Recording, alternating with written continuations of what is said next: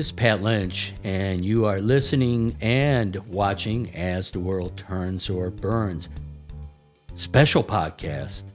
Normally joining me would be Kieran O'Keefe and Brendan O'Connell, but for this show, joining us is Producer Jayson out from behind the board. Out from the shadows. You know, the Prince of Darkness is emerged The Prince of Darkness to the light, and so he's here to share his opinions. What opinions are we going to have? This is on that little thing called the war, or the incursion, or the walkabout in Iran, and so what's going on there? Donald Trump last night had a 19-minute press conference, or not press conference, but an address to the nation to kind of talk about what, kind of where the reason why we're we went into war, why or how it is that we're doing, and then when will it end? And a couple things he succeeded in doing. One was just making it even more confusing in terms of what exactly is the strategy and goal of this. It's the goalpost keeps moving, and I think that's somewhat by design, but also just somewhat to kind of keep everyone slightly off balance because they don't quite have it finalized in their own mind.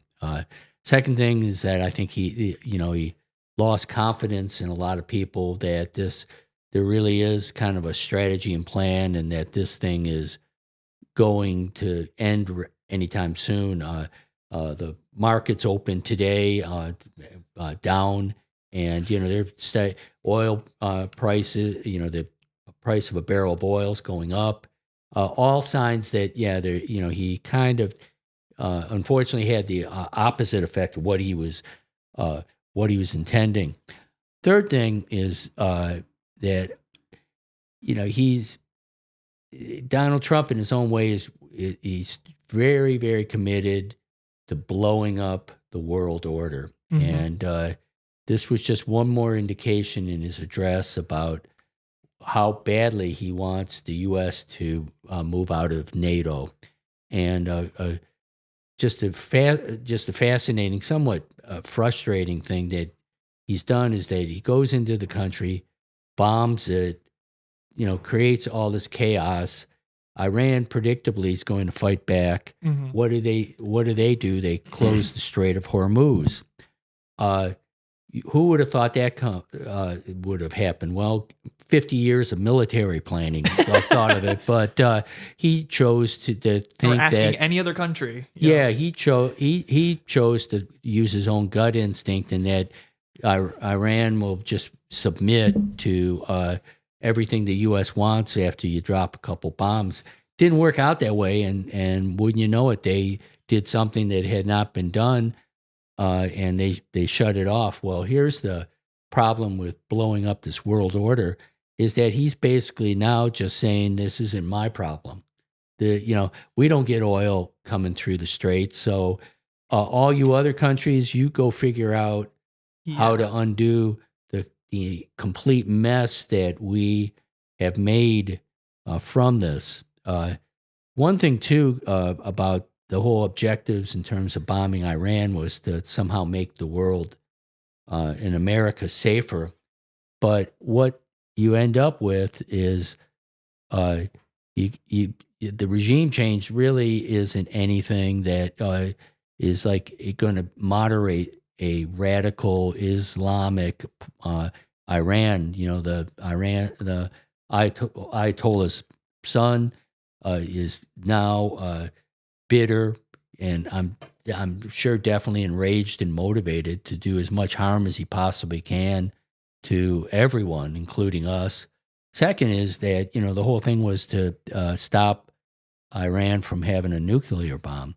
Well, from the address last night, there does not appear to be anything that any steps that are going to be taken to do that, because they know it's going to take boots on the ground. It's going to take a really extensive and aggressive military intervention to be able to accomplish that, and there'll be an awful lot of casualties in the process, and so they're just going to walk away from that.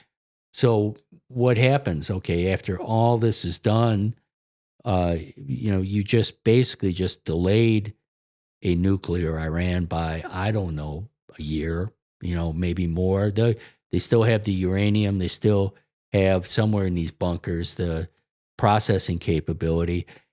And so, let me riddle me this. You bomb them, you kill a whole bunch of their civilians, you kill the father of the leader, the family of the new leader. Do you think there's any motivation to drop a nuclear bomb on the United States? Well, also here's the best part. Yeah. Okay, let's say, because here's the problem now. Now you've completely gridlocked yourself. You've quagmired yourself, as they say. You literally have now put yourself into if Iran wants to bomb the United States, if they want to drop a nuclear bomb, we have quite literally, we're going down a path where this doesn't sound good. If you just draw it all out on paper, you have pissed off 85% of your allies. Well, and think about this. It might not be the U.S. that they drop their nuclear Well, that's bomb. the other thing, too. Think of Israel. Or even what if they really want to, I'm not saying that this could happen, but, there are some big places very close to home there. I think about Dubai. Yeah. If you were gonna drop a nuclear bomb to piss a lot of people off that have a lot of stakes and a lot of oil and a lot of places that helps Europe, that would be one of the places. Or Israel. The other thing too, if you bomb Israel or the United States, and these two countries have quite literally pissed off all of their other, we leave NATO. Right. So Trump pulls us, let's say hypothetically in this universe, Trump pulls us out of NATO, Israel goes wherever, we're hated by pretty much everybody around us, and then they drop a nuclear bomb on us. You think people are going to want to come help us after we have left NATO? I mean, first off, if we've left NATO, there's no NATO obligation to help us. Right. Okay, that's the first part. Yeah. The second part is also why would you want to come help us? Because we attacked first. Yeah, it's gonna. They could say we made one nuclear bomb to drop on New York City. Yeah, just because you guys killed all of our people. And so so that's where this whole address, trying to explain the rationale, make people comfortable with it. It had. What do they call that? The Saddam touch. You've heard of that? Yeah, I think so. Yeah, Midas in reverse. Where everything you touch turns to shit. Yeah. So that I think that that's an apt description. The other thing that is really concerning about where the Pandora's box that they opened is that Iran now, for the first time, really understands the power it has in controlling the Strait of Hormuz. And so that from this point forward, it could be very likely that they are going to then see that the strait is theirs to control. And anybody that wants to get oil tankers and vessels through the strait's going to have to deal with them. Yeah. And that's a powerful lever to have. It's always been there, but they never really used that, pulled that lever. Well, now, with this attack the way it has, it could change that forever. And you look at all of a sudden all the things that could happen. Now, our country, the Trump administration, isn't. It's that's their problem because we don't get oil sourced from the strait. But China, all the Asian countries, this is going to. China got a little lucky because China pushed for electric really hard. Yeah. Fully a non-fossil fuel system. Yeah. They haven't fully gotten there, but I know they push so heavily that I think also Chinese propaganda is so hard to tell what's real or not Right. out of China, but it sounds like the Chinese are pissed off, but they're also not too worried because they can kind of live without Right. the oil that they're getting. But a lot of countries have essentially are going to go, it's going to get bad. Yeah. And you're just like, wow, well, it's your problem. I'm not going to deal with it, but also now you've if you do something like that and you actually if you drop these bombs and then fully just say, you know what, everybody else is on their own, we're done. You've now completely just caused utter chaos in all of the Middle East and Europe. And you're going to have your allies you're going to have no allies. Right. I mean, nobody, and also people aren't going to take you seriously. I mean, you want to talk about there's talks about, oh, we should go and invade Cuba next. It's like, you think, I mean, yeah, Cuba is not as big as Iran, but you think they're going to be scared when you just pull out of a war like that?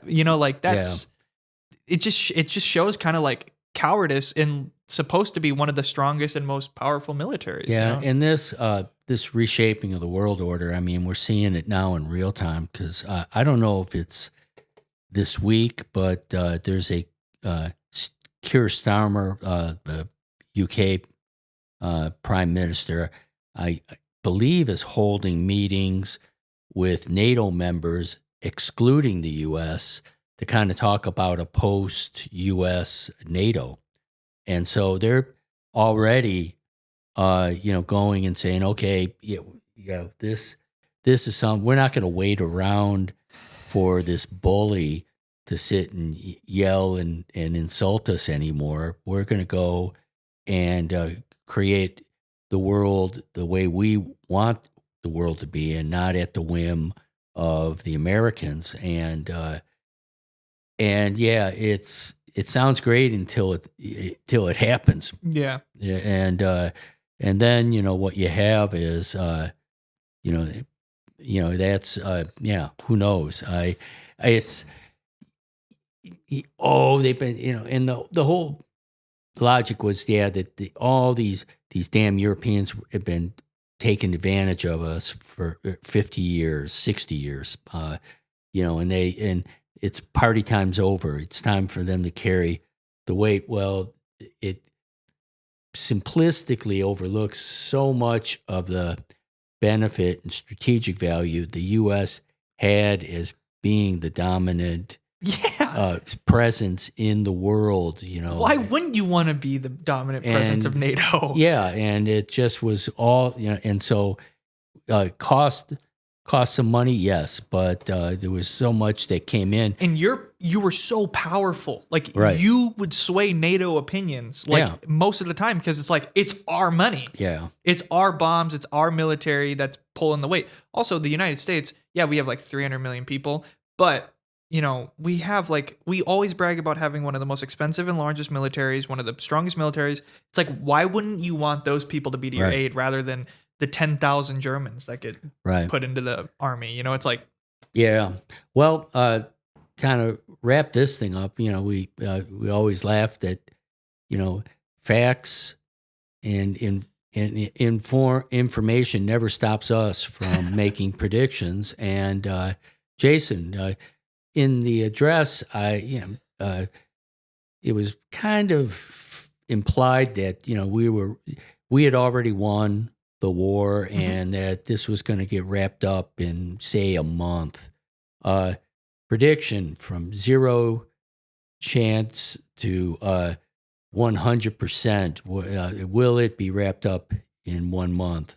I'll say this. I think the term wrapped up is so loose, which is why I think 100%. Yeah. I think it's 100% because I think what's going to happen, actually never be 100% certain. I think 99% certain that the United States in the next month is going to pull out of this. Yeah. And now that doesn't mean the war's over, but I think the United States is going to get to the point where Trump has to make a decision. He has two paths now, where it's either, okay, do we really want to go full blown, get in there and put troops on the ground, ruin my base in the United States, but the quote unquote greater good of stopping the new Ayatollah, all that, or just say, I'm going to save face and pull out and let everybody else deal with it, including Israel. I think he's going to take option 2. Okay. you made an excellent point about that it's how you define wrapping it up and everything. I'll of course it's like any good talk show. You got I have to take the absolutely opposite opinion, and we can battle about it. But no, I think that it's good. We're going to run that stop sign, and it's going to go on for a while. Yeah. And reality is, and the military leaders will start speaking up that you just can't just simply, pull up stakes. Because if you do, what he could very well create is like it'd be like a modified version of the Afghanistan withdrawal. And right thing to do. Execution was absolutely horrible, and the optics were terrible. The impact on so many individuals is horrible. You just can't simply pull out of this because you pull out and Iran's still a nuclear threat. What was the point? You pissed them off. You pull out and you have just like a new set of radicals. That are radicals, fundamentalists, whatever you want to call them, and running the country. Nothing changed there. You pull out, and it does. All of a sudden, like I mentioned earlier, that now you have given Iran the golden opportunity to control the strait and really completely upend a lot of world commerce that they could, anytime they're unhappy, they could shut things down. A simple, this is going to be 2 weeks, 4 weeks, whatever. It won't be that easy. War is never that simple. I mean, you drop a couple bombs on somewhere and you expect it to be over. The only time that works is when those bombs are a lot larger than the bombs that you drop. Yeah. You don't. The only. I mean, people be like, well, look at. I mean, the atomic bombs ended World War II. Well, that was also the first time that anything of that scale was ever dropped. Right. Also, we didn't drop atomic bombs. Yeah. We dropped 2 bombs that blew up like a couple buildings, or I don't remember how many bombs it was. That killed the Ayatollah and all those people. It wasn't that many bombs though, and it wasn't like we were dropping nuclear bombs. Right. You essentially started a conflict, and then you escalated it to a war. And you can't just it's never that simple. It's never honestly, what was it, Maduro thing? You can't really call that like a war because it's just all we did was do one mission. That's not military not kidnapping. Yeah, that's not a people are like, well, that was a success. Well, the Iran thing should be as a simple. It's but that's different. You kidnap a leader in some covert ops mission that was well planned and give it to them well planned and executed. Compared to okay, so there's a few places we got intel, boom, drop it. It's never that simple. Right. You're never gonna win wars like that. And I think this also cool prediction. I think this kind of proves the point that we will never fully, at least with the current technology, we will never fully get to a fully autonomous drone strike war. How a lot of people are thinking we'll never need human soldiers again. I think this is a perfect example of human soldiers are not going anywhere for a long time, because look at how limited the United States is without just putting anybody into the into the country and going for it. We've been trying to spend $2 million to shoot down these $20,000 drones, and it's okay, we could do that forever until we run out of money, but you're never going to win a war like that. Right. You can't. There's not enough intel in the world to just sit back at home and play drone strike simulator. So. Yeah. The other thing, as far as what's going to be hard, I think the Trump administration badly wants to get out of this and just do the performative declaration of victory. Great. But this thing's going to go on, and it's the optics, when you sum it all up, are going to be just horrible because, what is the biggest concern for Americans? It's affordability. but where's affordability? My gas is going up. My groceries are going up. I want to go and take the family on a flight to Disney World. Good luck. What are airline prices now? And then what's the administration doing? Well, they're spending $2 billion a day or whatever On war. On the war. They're spending $400 million for a vanity project to create a ballroom. It's just one thing after another that it's all just that it's that Palace of Versailles kind of approach to government, and they are going to increasingly look so removed and just impervious to what the everyday person is going through, and it'll cost them dearly politically. It reminds me so much of like early USSR post World War II. Yeah. Like I think about this exact example as like, think Stalin, first off, nobody could ever live up to Stalin. Right. Just like with Trump, he was a very, aggressive, spoke his mind type of guy. But the other thing too is like, you think about after World War II, they start spending all this money on war and these ballrooms and these palaces, everybody is living luxury up here in the communist regime, and everybody else suffers. Yeah. And like you just see after World War II in Russia, the USSR, you just see everything just start to go into this impoverished area where everybody is basically living, quote unquote, it wouldn't be paycheck to paycheck, but living as if you were living paycheck to paycheck. And that's what it's becoming in the United States. Well, this like group of men in suits control all this stuff. Right. And they just completely are spending all their money on war and conquering and ballrooms. And how does that make it? But then just lying to the people and saying, oh, everything's fine. Right. I also thought it was funny yesterday in the address. One last thing. Yeah. He was talking about Medicare, Medicaid, and we can't afford to pay for that. We got wars to do.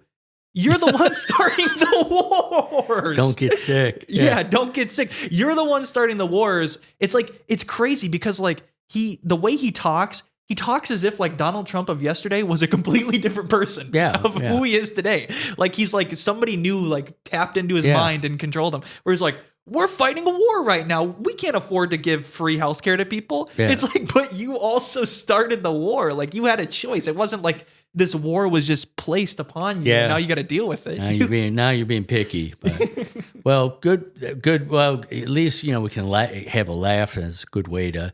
And because if we weren't laughing, we'd be crying. So wrapping that up. Thank you, Jayson. We had a couple. We've done a couple special episodes, and it's fun. Yeah, I got a feeling that Kieran and Brendan are getting a little itchy right now. They're wondering, man, they're missing out. They had the opportunity. They could have done it. Yeah, they're wondering, gosh, did I just get Drew Bledsoe? Yeah.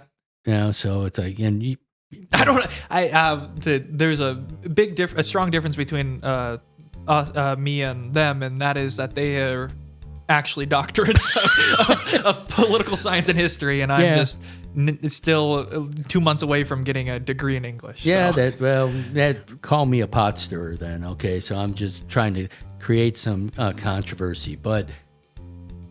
All that being said, thank you so much for listening, watching As the World Turns or Burns, special edition. And please like, subscribe, recommend us to your friends. Our audience is growing. It's really good. It's been a while, and I haven't heard much from Patrick the plumber, but if you're out there, Patrick, we still love you, and might have got kidnapped. Keep the cards and letters coming. So take care, and we hope you join us for our next episode. Bye.